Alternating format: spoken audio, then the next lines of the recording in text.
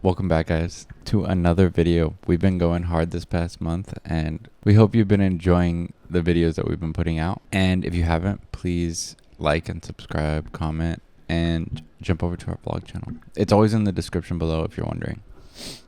Yep. And yeah, welcome back. This is episode 293.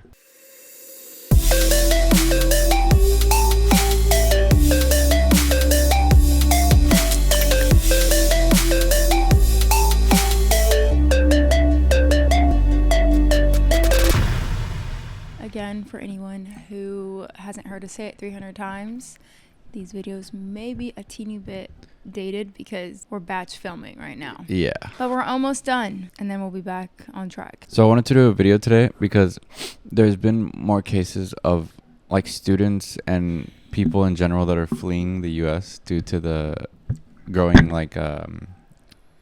ICE mass deportations. There's gonna be, apparently today they enacted I forget how many, like there's millions of people who are in the limbo of trying to get through that app that Biden and them put then to be. They took away the app though. Yeah, but there were still those people that were kind of in limbo.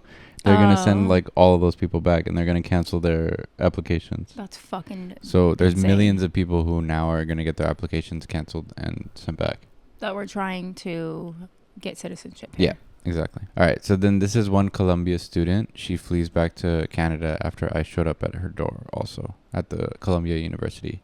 Similar to Mahmoud Khalil, who I don't even know if he's out of detainment yet. I don't think he is. Yeah. I didn't know that. I think he's still being detained. I thought they released him shortly after, but that's so illegal.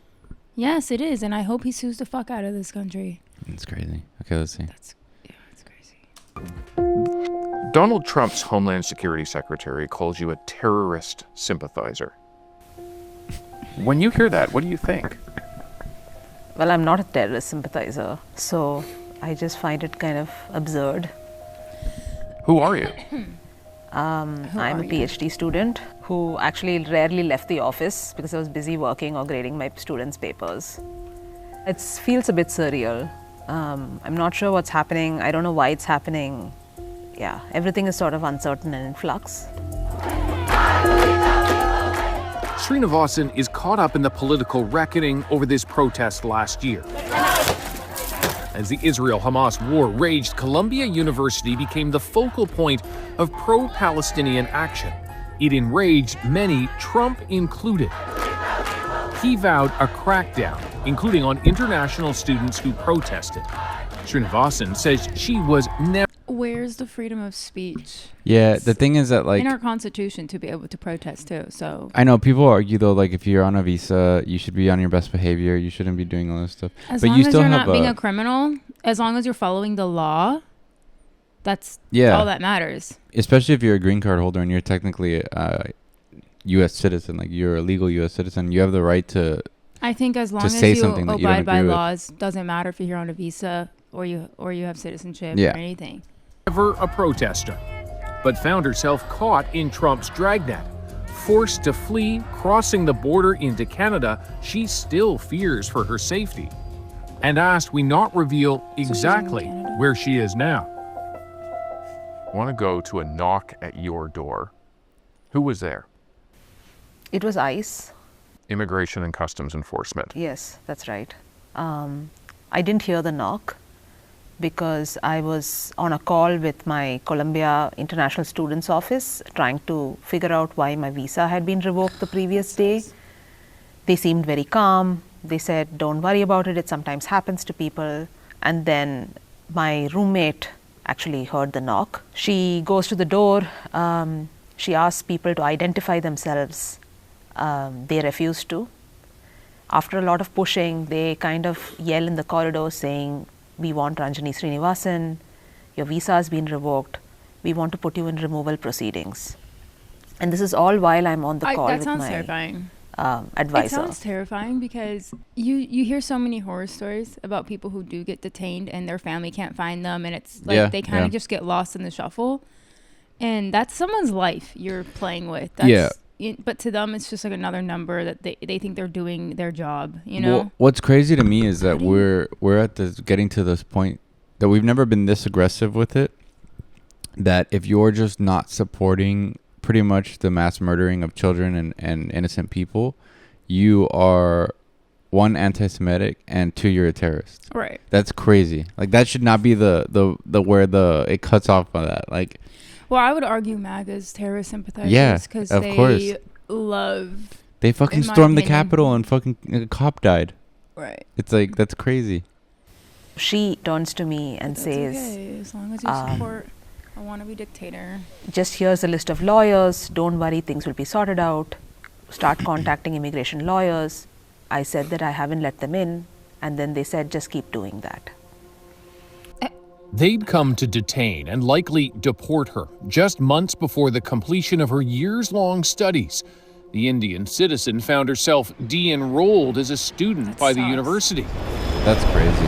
And told she cannot return to the U.S. And I bet she still has to pay her loans back. She's also insistent she But was never... the thing that trips me out is they have no proof of what they're stating. They're stating that she's tied, that the students are tied to a terrorist organization, but there's no proof that connects them. They That's think what's if stupid. you support Palestinians that you're a terrorist. That's crazy. Or you're a terrorist sympathizer. That's as simple as that. The same way they think illegal immigrants are criminals just because they don't have citizenship. They're criminals that deserve to be locked up. That's insane. It's very fucking bizarre. Part of the protest and wasn't even in the city. I had just returned to New York that day. I had been away for a year in the field doing dissertation field work in India. I returned to New York on April 30th. We didn't know what was going on.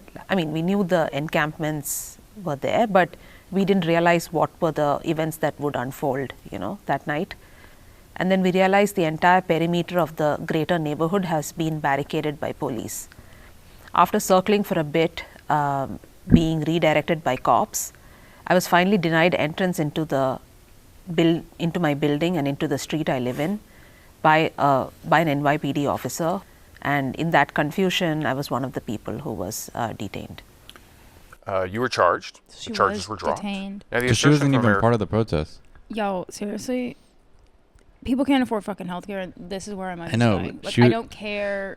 What? So she wasn't even a part of the protest. She That's just got detained by accident. But on what grounds? That's crazy. Probably because she was trying to get through the barriers to get to her apartment. Doesn't matter. Yeah, that's crazy. That's probably why they had her on record of it. It seems like they're profiling. Yeah, it does. And immigration officials is that they say you should have declared this in your application for a visa, that you received this summons, even if the case was promptly dropped, that you should have done that. Do you believe that's what's at play here? If I had made a mistake, I would have been happy to have corrected it and been transparent with the officials. But this feels like an escalation that's far beyond, a mistake of that kind. Were you part of that protest at all? Or had you been part of any protest? That one in particular was an accident.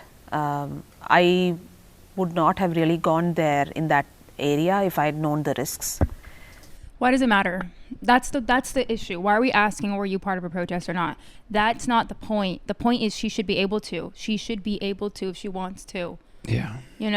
She's not setting buildings on fire or, I don't know, storming a Capitol. If she's part of it, worst case scenario, she's in a camp, in a fucking tent outside her school. Yeah. I mean, so that's... Sorry. It just reminds me of from what I've seen from the 60s and 70s when there were a lot of people that were it always happened at colleges. They were protesting Vietnam and other stuff like that. A lot of their money goes to funding these wars. That's why. Yeah, I know. I'm saying, but it just reminds me of that time, and it's it should be supported by a lot of people to protest what we're doing wrong. It just should stay alive, because if that dies out, then they can do whatever they want. So that's why I'm even more surprised that I would be a person of interest, because I'm really a random student. And now what? Well, I'm actually unsure. I'm trying to appeal to Columbia to re-enroll me so that I can at least finish my degree. I think the sequence of events has kind of proven to me that they have sort of let me down, and I'm hoping that they'll, correct their mistake. Your departure from the airport was caught on video, but the Department of Homeland Security actually released that video showing what they describe as you self-deporting. Would you agree with that characterization? I just want to set the record straight. I was kind of confused by the language of self-deporting. I just left as anyone would leave, when they visit Canada or any other country for that matter.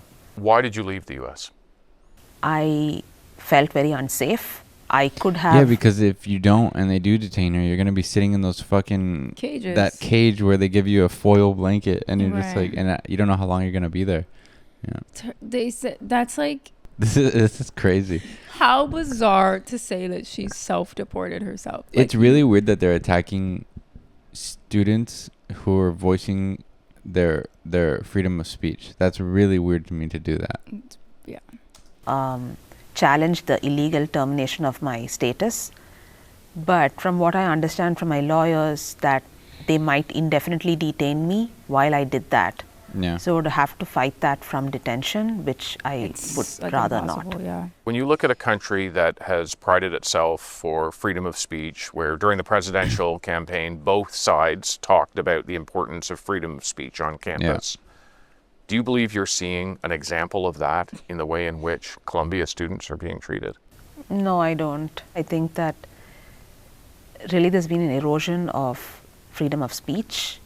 I mean, it's fine to have differing opinions on difficult issues. That is the basis of any kind of academic scholarship.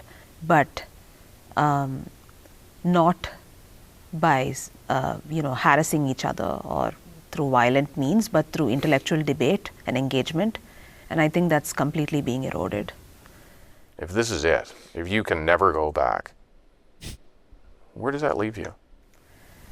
I'm sorry. This guy asks questions so bad. It's so weird how he asked the questions. There's zero empathy. Yeah, yeah. He's just kind of like, so what are you gonna do now? And I don't think that's his intention. I think it's just how he is. Oh my god. Frankly, I'm trying not to think about it. I don't know exactly. Right now I'm just concentrating on the first task, which is to negotiate with Columbia and get my PhD back and allow me to re-enroll. But I guess I might have to consider that in the future if it doesn't work out. What gives you optimism right now? Frankly, it's the students in Columbia. People are fearful, but they are brave and angry, and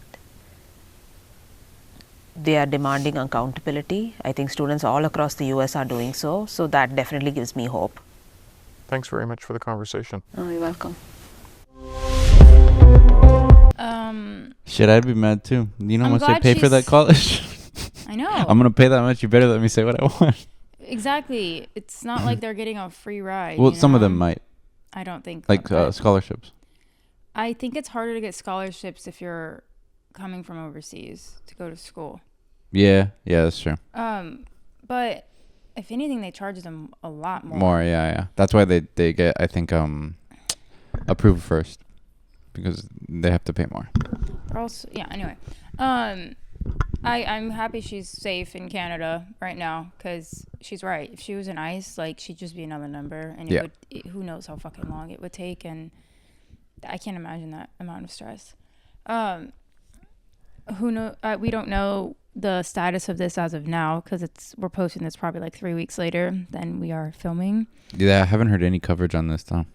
I saw a clip of it on Instagram, but I didn't know the context and any of that. So I'm kind of glad you found this video to react to, because now I can actually Yeah, and hopefully they release Mahmoud Khalil, because he hasn't. There's given no proof. I think the administration knows that you can do something, and then because something happens every day, they know that people are just going to forget about it. So then they think people will forget about it. Right, but that was an old way of thinking. I think now they're keeping topics alive. We got to keep that attention span back. I think the veil is gone. People really see the government for what it's worth now more than ever. Yeah. And geopolitics and things like that. So I don't think it's as easy to be forgetful now. Yeah, I get that. As it once was, even though our attention spans are. Yeah. People are still talking about Luigi. People are still on top of what's going on with him. Yeah. So. you know, had that been 10 years ago, it would have been like forgotten about by now. Yeah, most likely. You guys leave in the comments your opinions if you think that these students should be able to protest like this and give their thoughts and freedom of speech and peacefully protest and do things like that. If they're on a student visa or whatever. Yeah, let us know in the comments and make sure to like and subscribe, and we'll see you on the next one.